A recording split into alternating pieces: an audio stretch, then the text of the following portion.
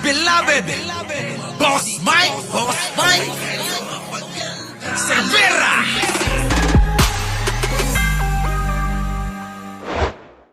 Todo na ngayon ang paninira ng mga contender. Bakit, mga kababayan ko? Kasi ayaw nila na magkaroon ng kalaban si Buday na luka-luka. Biruin ninyo mga kababayan, matagal pa ang halalan, pero yung mga contender na may posibilidad na tumakbo bilang presidente, sinisiraan na nila, ino-operate na mga kababayan. Ganon katindi. Oo, eto, tingnan ninyo. Department of National Defense na hindi dual citizen si Secretary Gibo Teodoro. Nako, eto na mga kababayan, ha? Eto na. Pansinin ninyo po ito. Abay, pinapakalat ngayon na itong si Gibo ay dual citizen, mga kababayan. Ha? Oh, ang sinasabi mga kababayan ay citizen din ng Maltese. Ewan ko kung ano yun. Isang lugar sa Europa. Ngayon mga kababayan ko, na uulinagan na nila kasi nagpapasurvey na, mga kababayan, yung mga kalaban. Ulitin ko lang para sa kaliwanagan. Ha? Uulitin ko lang para sa maunawaan po nating lahat. Kasama na yung mga DDS. Makinig kayo. Inang ina nyo, ha? Eto na, mga kababayan ko. Etong mga grupo ng kung sino-sino kasama na dyan ng grupo ni Buday, gumagawa po yan ng mga sariling mga survey. Nagpapasurvey sila, yung grupo nila mismo, at lumalabas sigurado. Itong mga magiging kalaban ni Buday, kasama na po si Gibo Teodoro, kasama na dyan si Risa Hontiveros, kasama na si Leni Robredo, maging sino? Si Tulfo. Ngayon, mga kababayan, nakikita nila na mataas ang rating netong si Gibo. Kaya ngayon, ang gagawin nila, aatakihin nila yan. Tama. Aatakihin nila ngayon pa lang, sirain na natin ang kredibilidad, pagkatao, para hindi na magustuhan ng taong bayan. Ganon. Nakukuha niyo po ba? Alam ko naman kayong mga nandito sa comment section ay nauunawaan ninyo. Ewan ko na lang sa mga DDS na nanonood na nakatanga. Malamang mga kababayan, mga nakatunganga, nakalabas ang bunganga. Kita nga lang ng mga yan, nakaganyan lang sa atin, oh.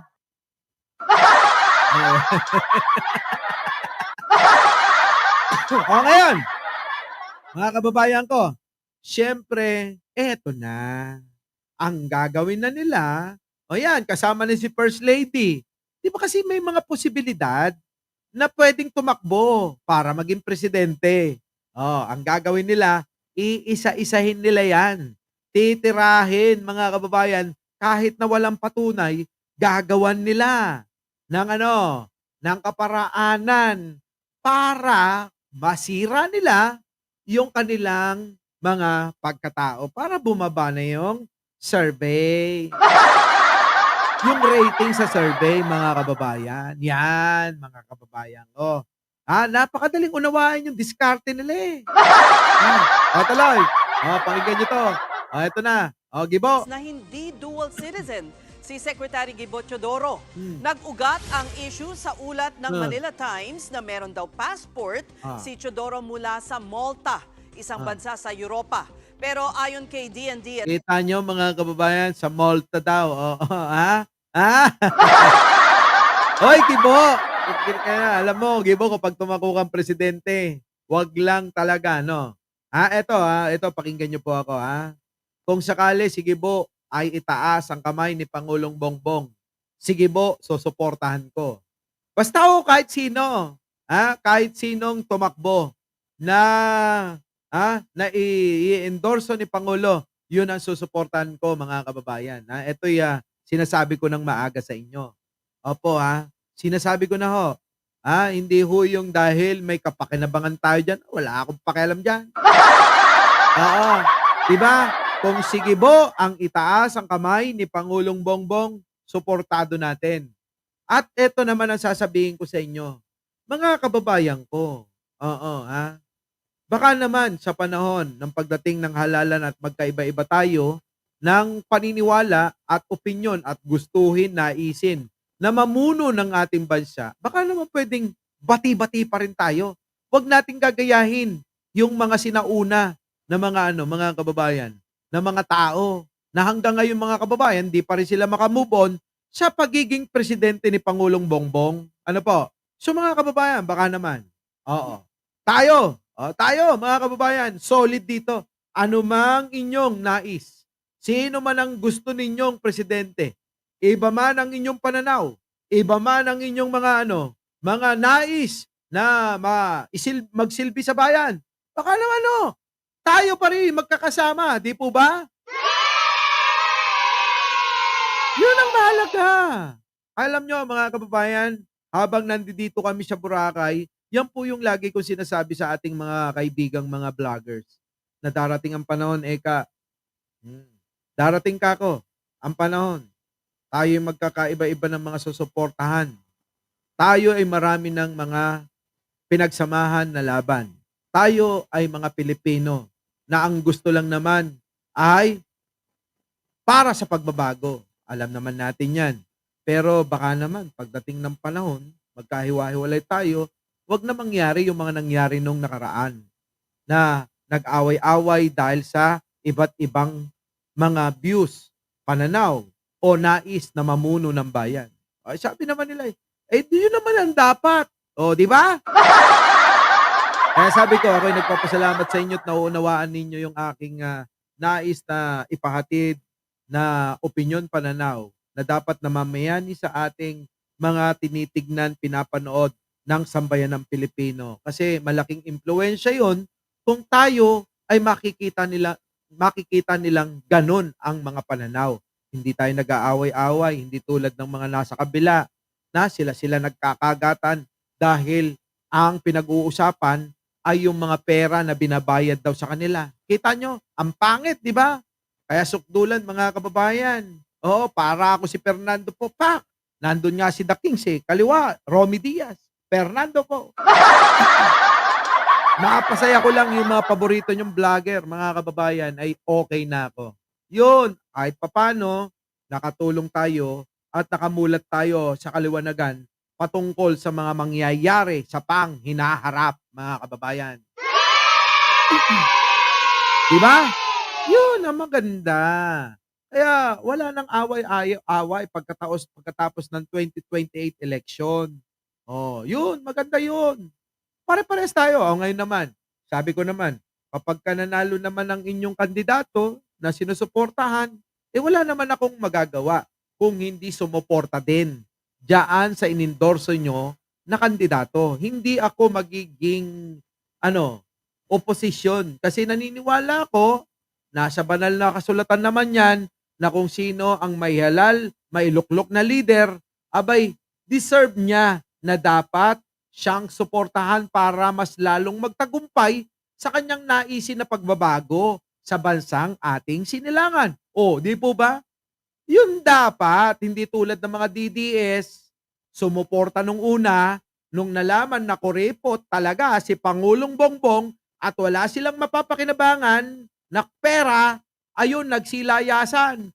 Pumunta sa mga magbabayad sa kanila. Tama? May mga kababayan, isipin natin kung paano maging mabuting tao. Huwag nating isipin kung paano yung pakikinabangan natin sa mamumuno. Yun, mga kababayan. Di ba? Oh, hindi ka rin magiging obstructionist. Siyempre, bakit tayo magiging obstructionist? Kung yan na yung pinili ng ng sambayan ng Pilipino. Pero hindi naman pwedeng dahil pinili na okay na lang lahat. Pwede naman din tayong tumuligsa sana tama, hindi yung tulad ng ginagawa nila. Gumagawa sila ng mga fake news para ipangsira. Hindi tayo gano'n. Doon lang tayo sa mga totoo na nangyayari. Kung ano yung nakikita natin na mali, pwede naman tuligsain. Di mo ba? Nasa malayang bansa naman tayo.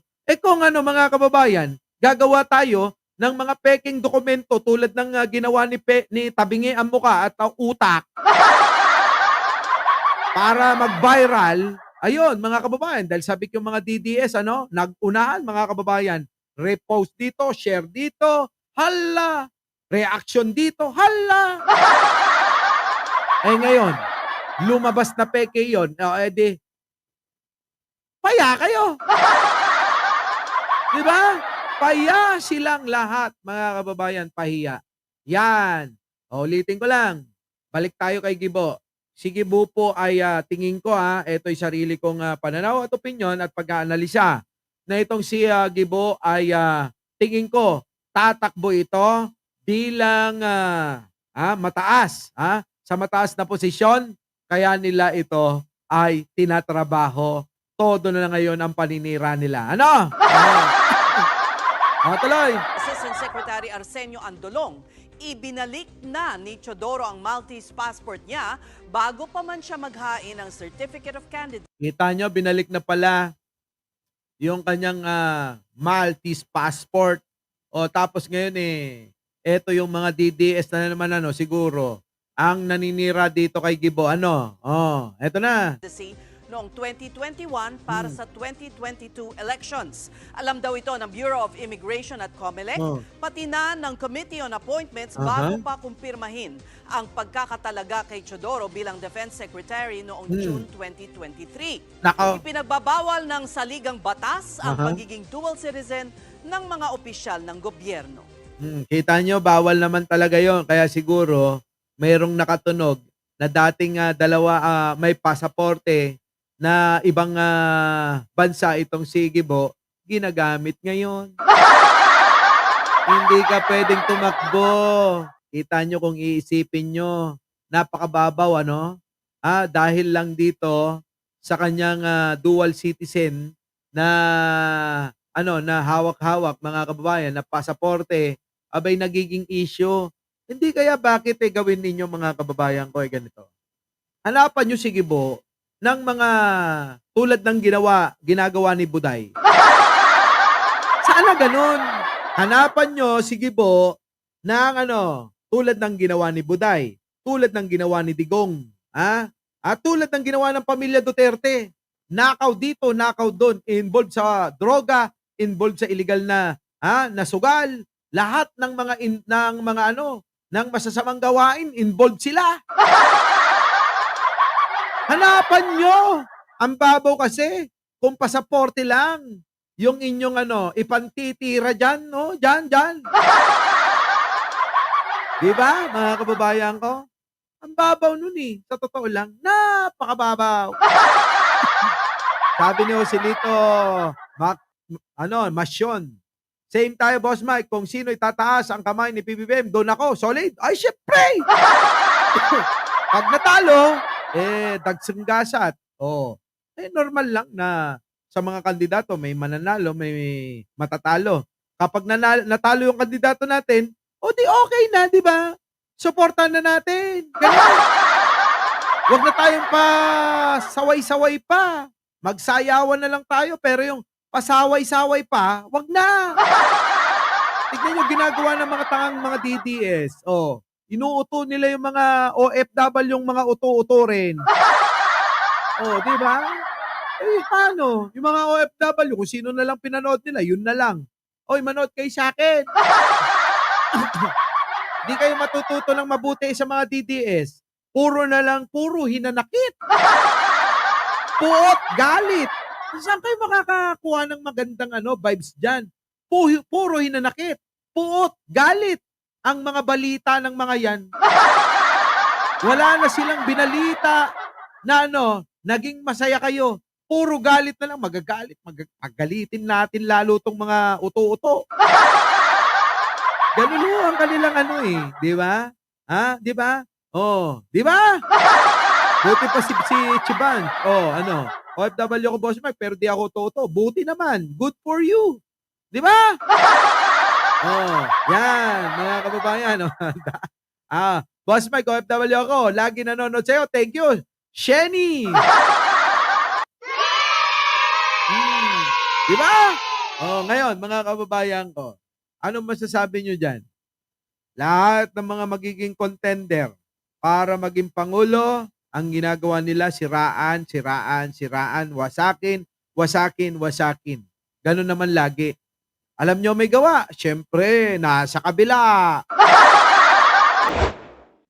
Our beloved Boss Mike! Boss Mike!